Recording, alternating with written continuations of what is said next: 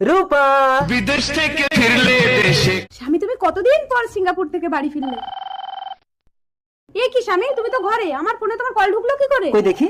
ও কিছু না, হ্যাকার। তুমি যাও, আমার জন্য এক গ্লাস জল আনো তো। ও আচ্ছা, হ্যাকার। আচ্ছা ঠিক আছে, জল আনছি। হ্যালো। কে রে পল্টু? আমার বউয়ের ফোন তুই ধরেছিস কেন? হ্যালো মিস্টার মন্ডল, মনে আছে আজ থেকে 5 বছর আগের কথা? তোমাকে ছাড়া আমি বাঁচবো না রূপা।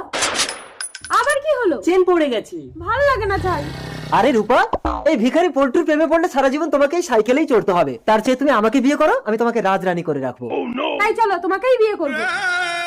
রূপা, আমাকে ছেড়ে যেও না রূপা। তোমার জন্য আজ আমি ভিখারি হলাম, আজ তুমি আমাকে ছেড়ে চলে যাচ্ছ রূপা। এ জীবন আমি রাখবো না। তারপর আমি রূপাকে না পেয়ে গলায় দড়ি দিয়ে আত্মহত্যা করলাম, আর তুই রূপাকে বাড়ি রেখে সিঙ্গাপুর গিয়ে চাকরি করছিস। এখন আমি তোর রূপ নিয়ে রূপার কাছে এসেছি মরবো বলে। তারপর তুই মজাটা দেখ। পল্টু আমি জল